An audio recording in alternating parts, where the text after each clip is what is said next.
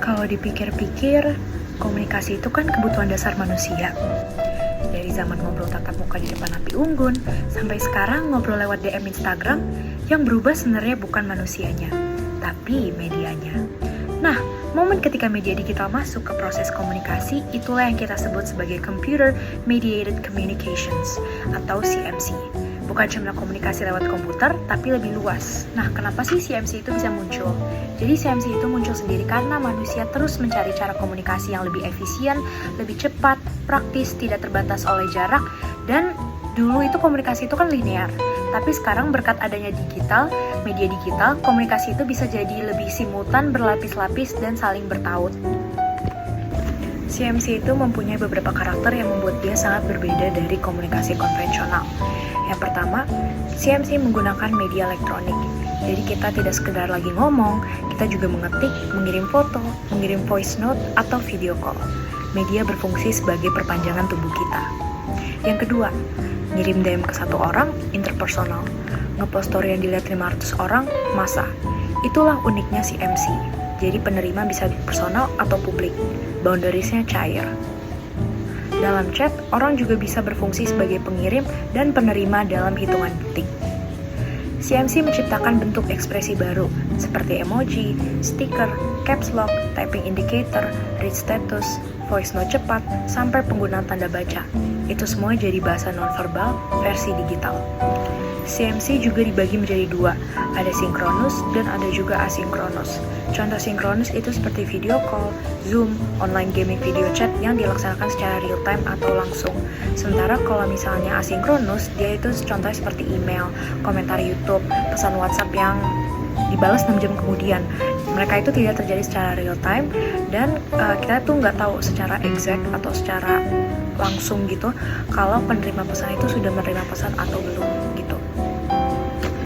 Nah, sebenarnya CMC itu adalah sebuah hal yang memang sudah kita lakukan sehari-hari. Contohnya seperti WhatsApp, Line, Telegram. Di sini kan kita saling mengechat untuk membangun relasi, negosiasi makna, bahkan bisa salah paham gara-gara ya typing yang misalnya iye, iya, atau sekedar OKE ataupun oke yang cuman oka. Dan itu tuh bisa ada kesalahpahaman makna. Dan itu adalah sebuah contoh nyata dari CMC. Dan salah satunya lagi adalah email, seperti pengiriman email, lalu ada juga Gmail, Zoom, sosial media juga Instagram, X, kayak kita misalnya nge-tweet, membuat thread, atau membuat video TikTok. Itu juga termasuk sebagai praktek dari CMC. Nah, ternyata virtual world dan gaming itu juga masuk ke dalam CMC. Contohnya seperti kalau kita tahu Roblox, di situ kan ada yang chat box-nya, dan di situ tuh ada chat di mana kita bisa saling berkomunikasi antar player satu sama lain, dan juga ada avatar yang sebagai bentuk representasi diri. Nah, segala jenis interaksi sosial yang ada di game ini juga termasuk ke dalam CMC sebenarnya. Nah, gimana sih cara kerja CMC? Sebenarnya unsur komunikasinya sebenarnya sama. Pengirim, pesan, encoding, decoding, media, feedback, dan efek. Tapi yang bikin CMC beda adalah makna harus dihasilkan tanpa bantuan penuh dari ekspresi wajah, intonasi, dan gesture. Akibatnya kita jadi lebih peka kepada tanda-tanda kecil seperti emoji atau tanda baca, dan kita juga harus lebih hati-hati dalam merangkai pesan. Karena seperti tadi, karena nggak ada intonasi dan nggak ada body language dan sebagainya, kita juga jadinya harus lebih memperhatikan pesan yang akan kita sampaikan supaya tidak ada kesalahpahaman. Lalu feedback bisa sangat cepat atau sangat lambat tergantung dengan mediumnya. Nah, kenapa sih biasa di TikTok atau misalnya di X atau bisa di Instagram gitu orang-orang biasa lebih frontal dan lebih berani dalam menyampaikan isi hati atau pendapatnya?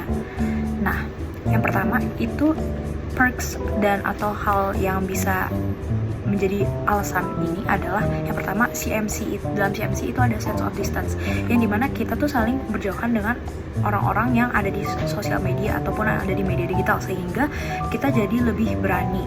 Karena kalau misalnya kita tatap muka kan kita bisa lihat ekspresi mereka, orangnya seperti apa dan lain-lain. Tapi karena adanya distance ini, kita jadinya nggak tahu dan kita jadinya lebih berani dan lebih bebas gitu.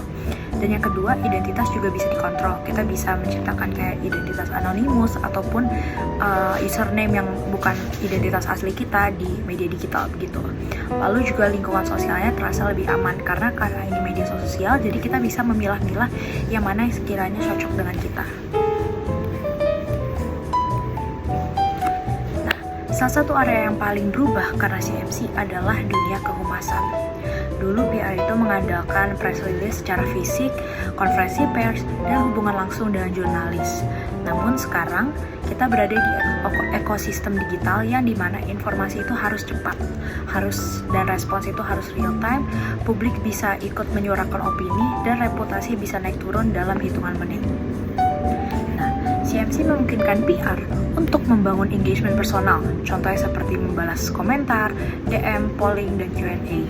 Lalu, CMC juga memungkinkan PR untuk mengelola reputasi secara langsung, menjangkau audiens dengan lebih luas, dan ya karena hal ini terjadi, sehingga krisis bisa muncul dari mana saja. Dan misalnya salah tweet atau salah ngepost saja bisa membuat krisis yang sangat besar, menjadi masalah yang sangat besar gitu. Jadi ini contoh bahwa komunikasi digital bisa mempercepat eskalasi isu. Contoh kasus dari CMC dalam PR adalah yang ada admin Twitter Sosi So Nice. Nah, admin Twitter Sosi So Nice ini gaya komunikasinya santai, cepat, dan responsif. Mereka menciptakan sebuah persona brand yang dekat dengan Gen Z. Lalu CMC juga berperan dalam membentuk brand voice. Yang kedua, misalnya ketika terjadi misinformasi atau komplain viral, tim PR harus bisa memonitor percakapan publik. Contohnya bisa ada namanya media monitoring, disitulah fungsinya media monitoring supaya kita bisa memonitor percakapan publik. Lalu kita juga mengeluarkan klarifikasi melalui kanal digital dan menjaga nada bicara yang tepat. Jadi intinya CMC bukan sekedar teknologi, tapi cara baru manusia berinteraksi. Dia mengubah pola komunikasi, memperluas jangkauan, dan menciptakan jenis hubungan sosial yang baru. Di dunia PR, CMC bukan lagi pilihan, tetapi sebagai fondasi kerja profesional modern. Teknologi akan terus berkembang, tapi esensinya tetap, yaitu bagaimana kita sebagai manusia menciptakan makna di antara pesan-pesan digital itu. Terima kasih.